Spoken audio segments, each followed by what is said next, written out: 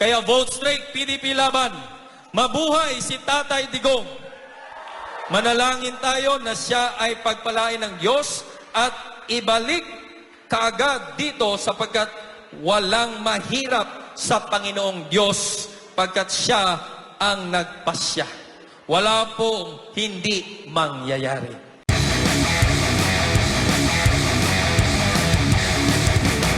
Number 53. Pastor Apollo C. Quiboloy. Number 53. Pastor Apollo C. Quiboloy. Sa muli, isang karangalan, mga kababayan, Luzon, Visayas at Mindanao, na maihatid at mabasa ko po sa inyong lahat ang personal na mensahe ng ating kandidato, Pastor Apollo C. Quiboloy. Narito po ang mensahe ni Pastor Apollo C. Quiboloy para sa ating lahat, buong Pilipinas. Mga kaigsuunan, maayong adlaw sa inyong tanan. Magandang araw po sa inyong lahat, mga kapatiran. Mga kababayan natin sa buong Pilipinas na ngayon ay nasa mga 25 lokasyon para sa atin pong mga PDP laban rally ng ating mga senatorial slate. At ako po ay nagpapasalamat sa dakilang Diyos, unang-una sa Kanya dahil sa Kanya pong kabutihan. Sana ako ay nariyan sa inyong harapan upang ako ay makapagsalita ng mga nakikita ninyo at nasa presensya ninyo. Ngunit sa ngayon po ay imposible sigurong mangyari pa yan kasi narito po ako sa piitan at kasalukuyang nililitis at hinaharap ang kaso. Ito na po ang ika-6 na paglilitis ng aking kaso. Ika-6 na nahiring ang nangyari.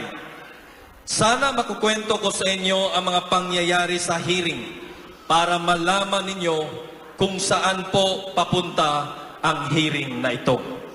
Pero dahil sa rule na sub judice, ay hindi ko po masasabi sa inyo ang mga nangyayari sa hearing. Ngunit ito lang ang masasabi ko. Itong sa hearing sa korte, kaya sinabi ko kung meron man kayong mga usapin o mga akusasyon, huwag sa social media. Huwag mag-trial by publicity. Idiretso ninyo sa korte. Positive po para sa ating mga nasa katotohanan.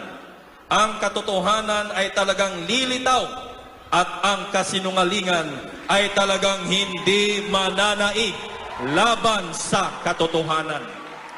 Ito pong katotohanan ay pabor sa atin dahil tayo ay nasa totoong issue ng buhay. Kaya mapapahiya ang sinumang nag-aakusa pagdating sa korte. Hanggang dyan lang muna, basta't ako kasama ninyo. Magpasalamat tayo na ang kasong ito ginawang trial by publicity sa hearing sa Senado. Gusto pa nilang dalhin sa Kongreso. Ay ito ngayon nabubunyag kung ano ang totoo at kung ano ang kasinungalingan ng mga nag-aakusang ito. Kaya kung ang mag-akusa kayo, siguraduhin ninyong totoo ang sinasabi ninyo. Kasi kung hindi, ako dadali sa korte, ako ang magdadala sa inyo sa korte, at dyan mapapatotohanan kung kayo ay nagsasabi ng totoo o kaya gawa-gawa lang ang inyong mga issue o mga akusasyon sa buhay. Kaya mga kababayan, ako po ay nagpapasalamat na kung ikaw ay nasa kaliwanagan at nasa katotohanan, ay huwag kang matakot. Ganito ang Pilipinas, ganon din sa Amerika. Sinasabi nilang ako daw ay natatakot doon sa aking issue sa Amerika. Mga akusasyon, palagi nilang sinasabi yan, huwag kayong maniwala. Sapagkat hindi po ako papayag na pupunta doon through extraordinary rendition. Tulad ng ginawa nila kay Pangulong Duterte. Kaya noong panahon na yon ay gusto akong i-rendition. Kaya ako ay umiwas. Umiwas kasi hindi yon ang kapamaraanan. Haharapin ko kung meron pa rin kaso doon sa naririnig ko na drop na yung mga kaso doon sa Amerika.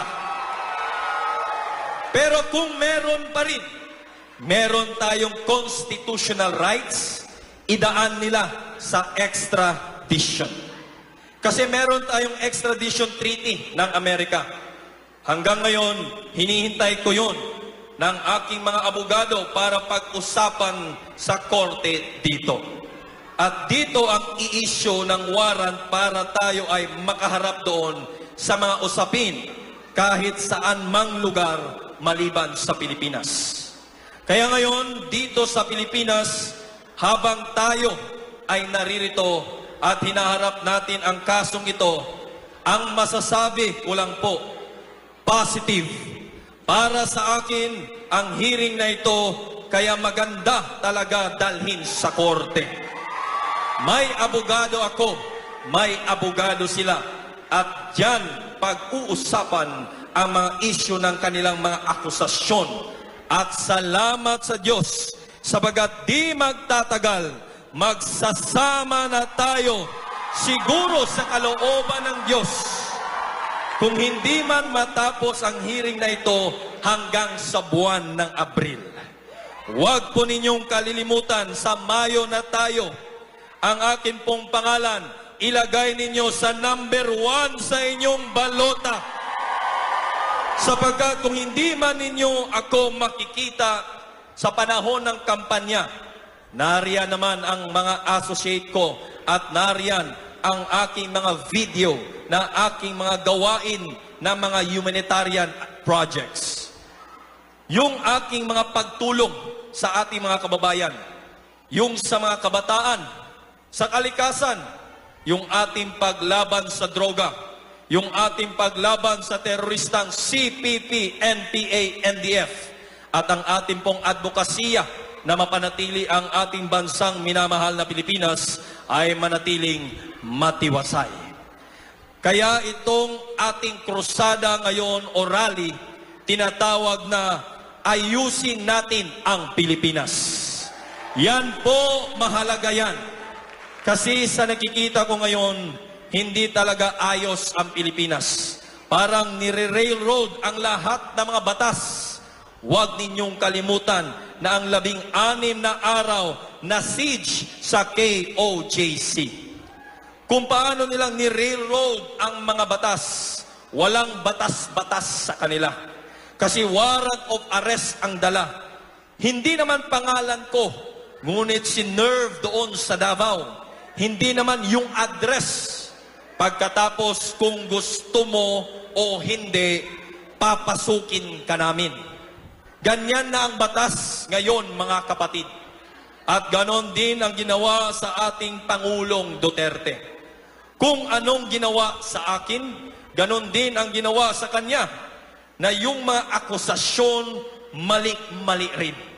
May mga nasa litrato, buhay pa. Ang iba hindi naman namatay dahil sa EJK. May mga nagreklamong mga tao na nandoon sa litrato, dala-dala ang kanilang mga litrato, hindi naman pala totoo.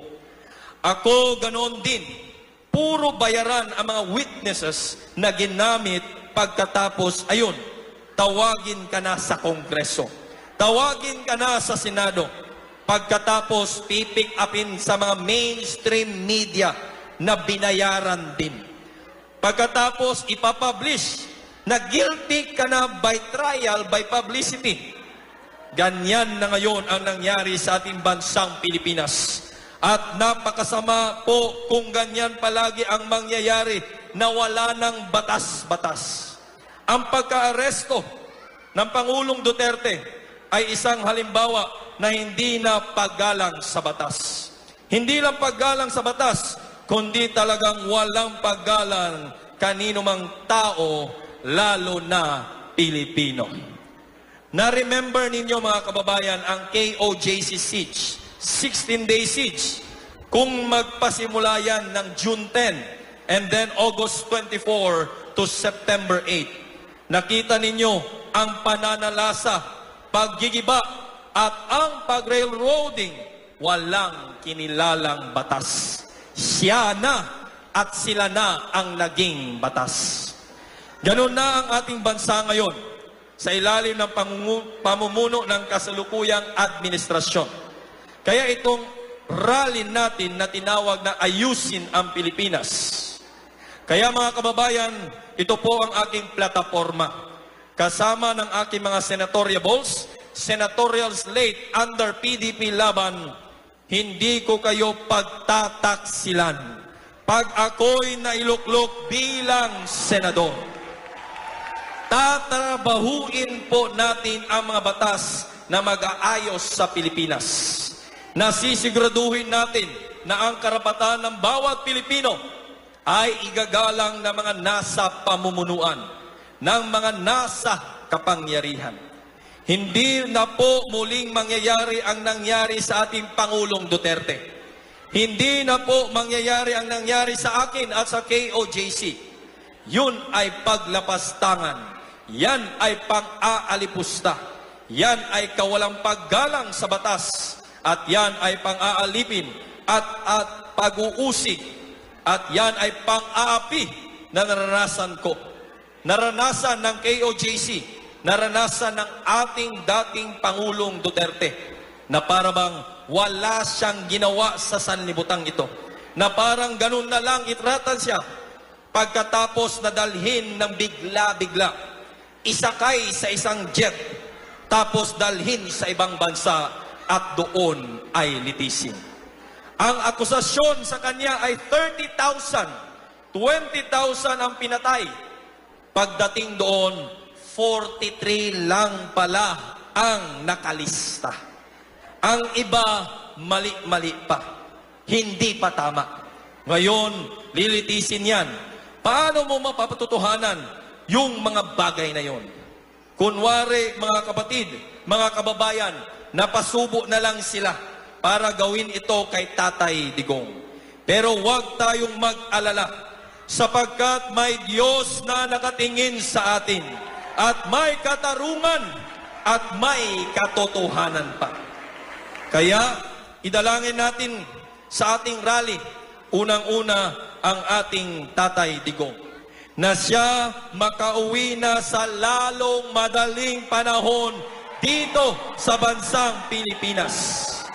Mga kababayan, dito po sa rally na ito, gusto kong sagutin ang iba pang mga usapin na tinatanong ng ating mga kababayan.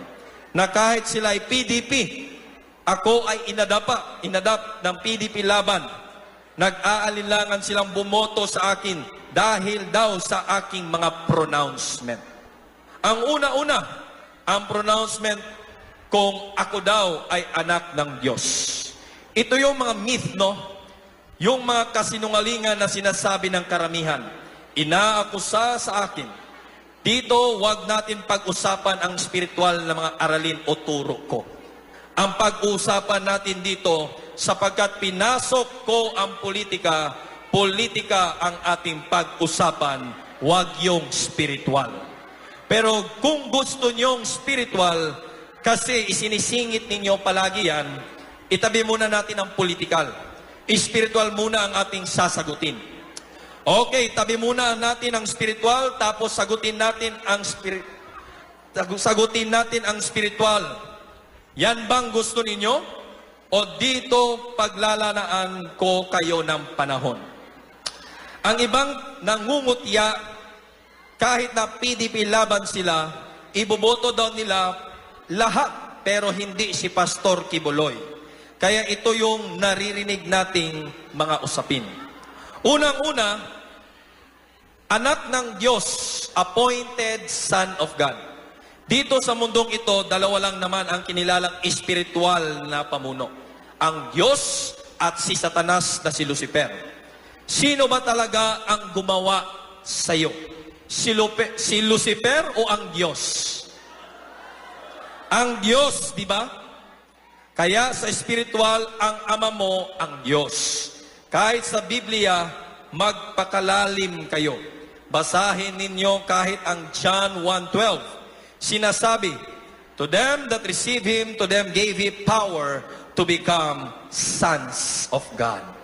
Sa spiritual yan, kahit kayo, mga anak kayo ng Diyos, hindi nyo lang alam. Anak din kayo ng Diyos, hindi nyo lang alam. Ako, pinaalam sa akin, kaya binobroadcast ko sa inyo. So, hindi mali na ikaw ay tawaging anak ng Diyos. Ngayon, yun daw ako ang may-ari ng sanlibutan, ng universe. Bakit pa daw ako tumatakbo? Kasi ako na ang may-ari ng sanlibutan. Ngayon, sapagkat anak ka ng Diyos, halimbawa dito, anak ni Henry C., may-ari ng SM. Ikaw si Henry C. Jr., ikaw ba ay tagapagmana ng lahat ng ipinundar ng ama mo na walang iba kundi si Henry C. Sr.? Ikaw, di ba?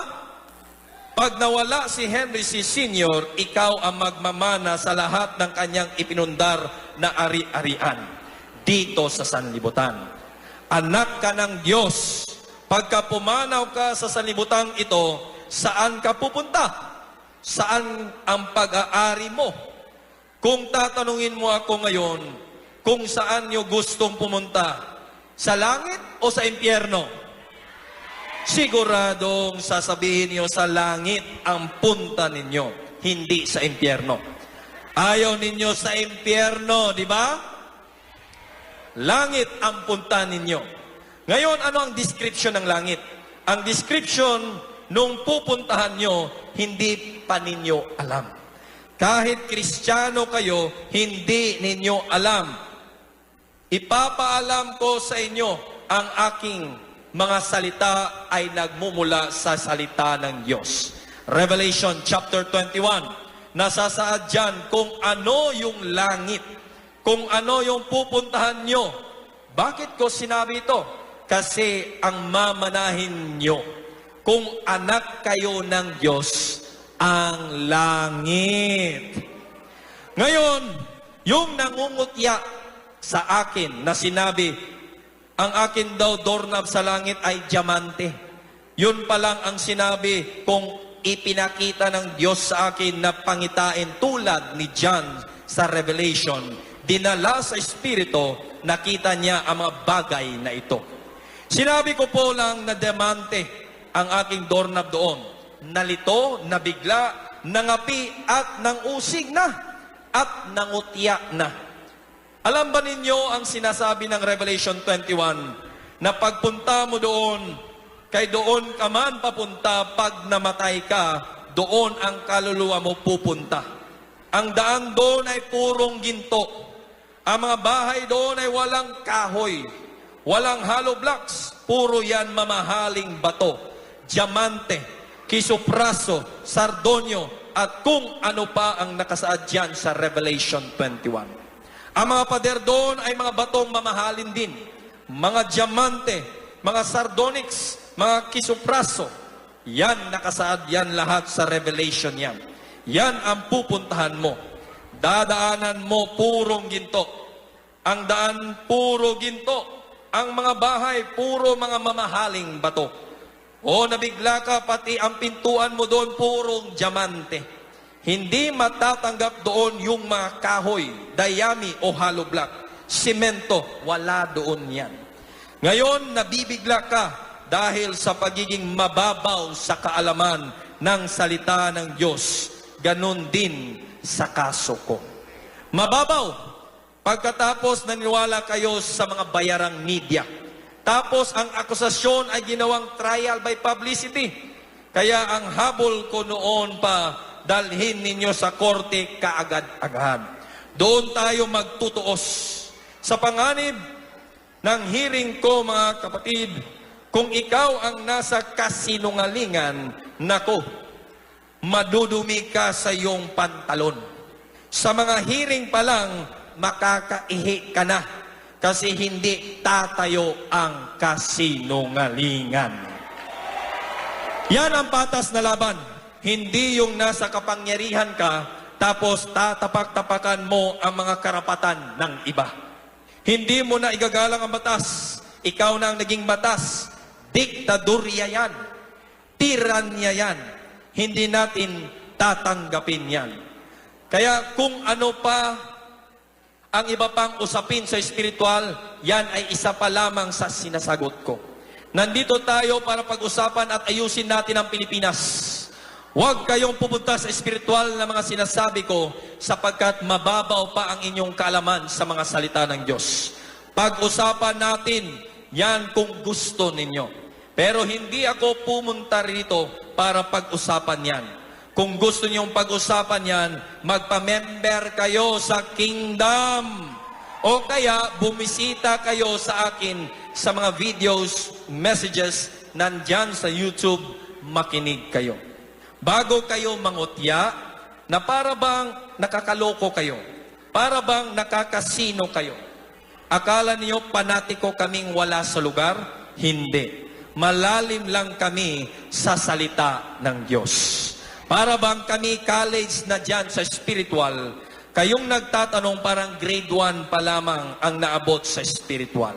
Kaya tuturuan ko kayo kung gusto ninyo. Sa larangan ng politika, ganon din tayo. Paikot-ikot lang.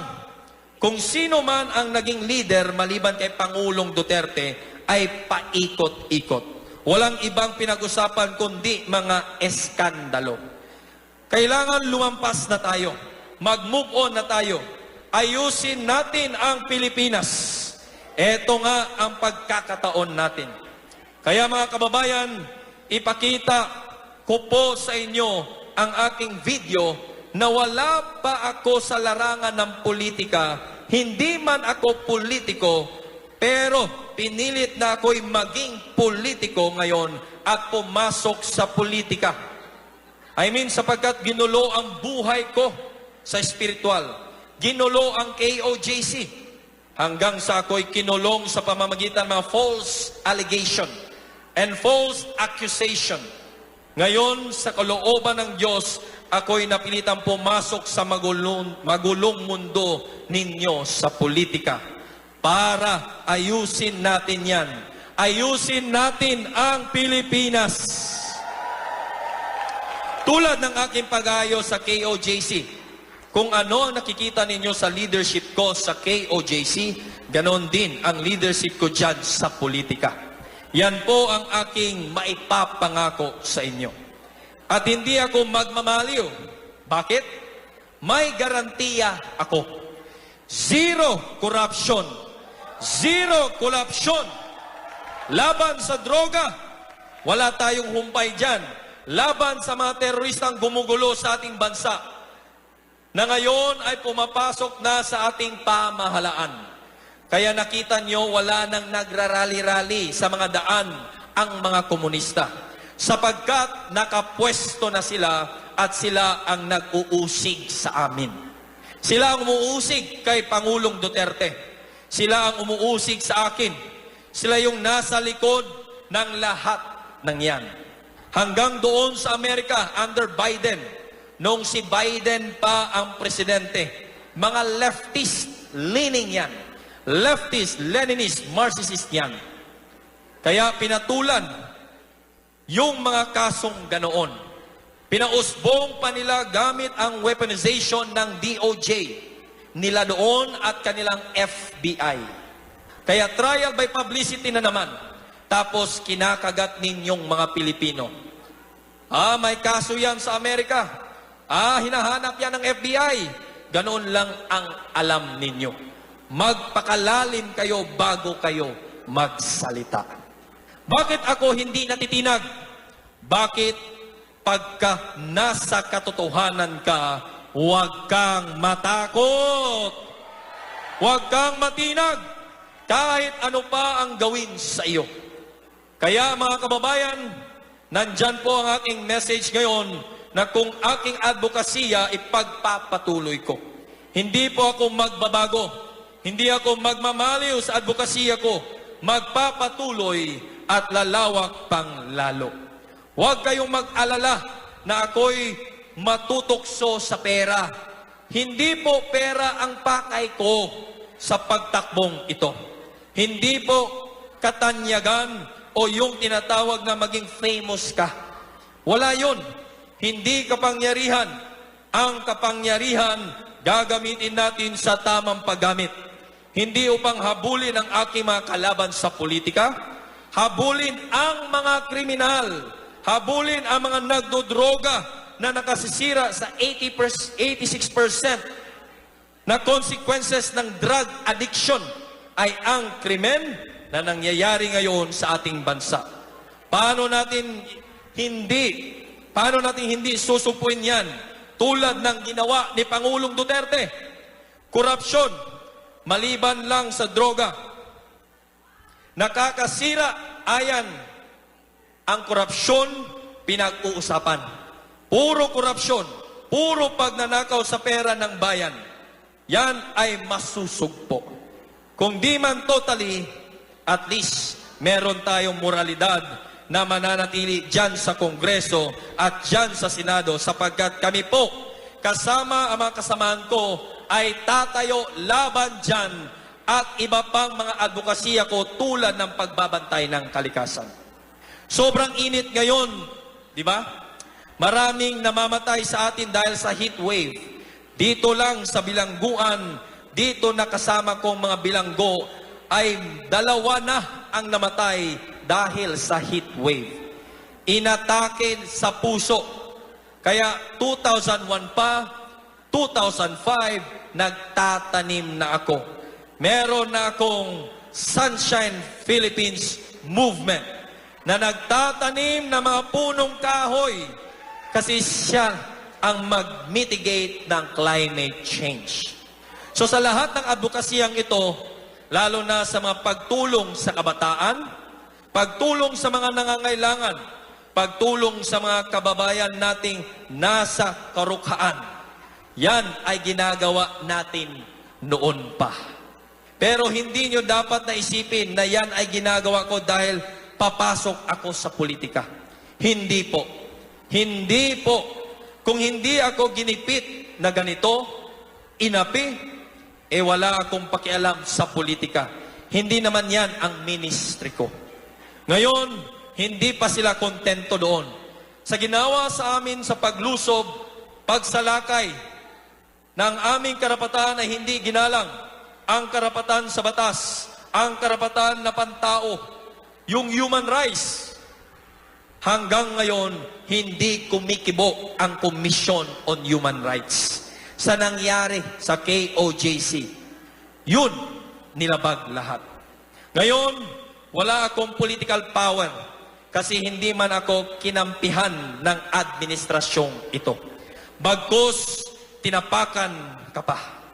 Hindi kontento doon, kinulong pa ako. Ngayon, kalooban ng Diyos na ako ay papasok sa politikang ito.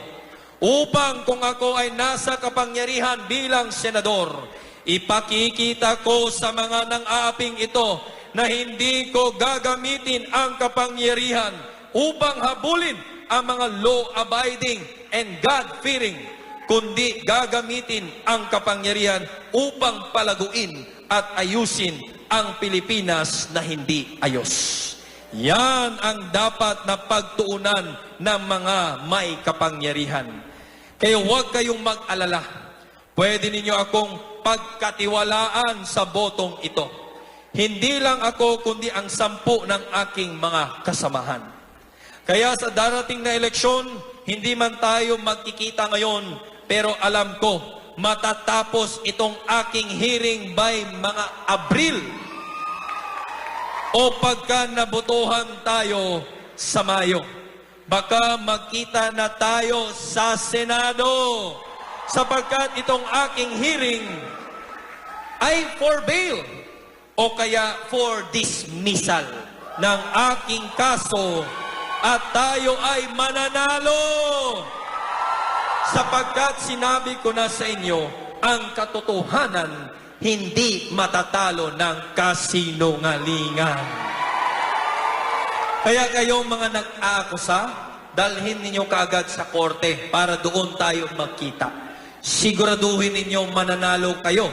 Kasi kapag hindi kayo nanalo, hahabulin ko kayo. Pababayarin ko kayo sa mga damages at mga ginawa ninyong mga pag-abala sa buhay ko at sa buhay ng mga sinasakupan ko. Ganyan lang. Dapat ganyan ang ating buhay dito sa Pilipinas na may batas. Ngayon, pati ang ating Pangulong Duterte na sana ay hindi dinala sa Hague sa madali ang pagkakataon na hindi ginalang ang kanyang karapatan. Ito'y former president. Hindi na ginalang. Ako, ang laki ng pagtulong ko sa Pilipinas, hindi ako ginalang. Hindi yon ginalang. Ang SMNI, ang daming mga civic award na tinanggap dahil for nation building, hindi ginalang. Ang ating Vice Presidente, wala namang ginagawa kundi kabutihan, hindi ginalang. Tama yung sinabi ng ating Vice Presidente sa akin. Titirahin ka, pastor. Kukuha sila ng member mo. Babayaran para akusahan ka. Ibabagsak nila ang SMNI. Ako i-impeach. Si Papa na ako, sabi niya, ICC at drug war. Ito na nga ang playbook nila. Playbook nila yan, sinabi sa akin ni Sara, Vice President Sara noong 2023. Hindi pa nangyari ang lahat na nangyari yan. Sinabi na yan sa akin na tumanggap siya ng intel na ganoon ang kanilang gagawin. Kaya iayos natin ang kabuhungang ito. Iayos natin ang pang-aaping ito. Iayos natin ang pagyurak sa batas, ang pagyurak sa ating karapatan. Iboto straight PDP. Huwag pong iboto ang kabila sapagkat wala kayong makukuha doon. Dito meron tayo mga bagong senador na lahat yan ay puro may mga advokasya katulad ko. Vote straight PDP sapagkat gagawa po kami ng paraan sa Senado. Hindi lang po pwedeng ako mag-isa doon.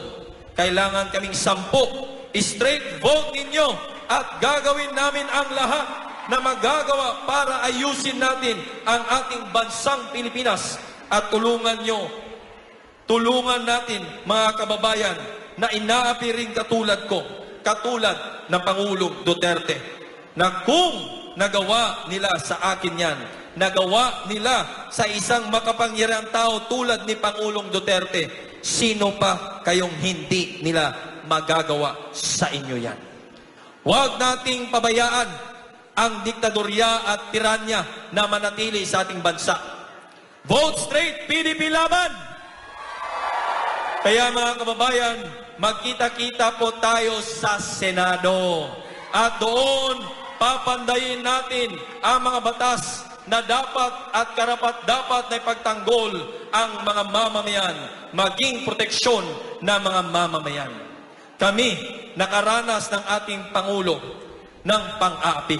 Kaya hindi na pwedeng gawin pa yan, lalo na sa mga relihiyon. I-define na talaga natin ang proteksyon ng religious freedom sa Pilipinas. Ayusin natin yan. Ang lahat ng lumabag at lumabastangan sa religious freedom na anumang sekta at anumang reliyon mananagot sa batas, magbabayad o kaya mabibilanggo. Pangako ko yan sa inyo, mga kababayan. Pati ang korupsyon ng pera, ayusin yan.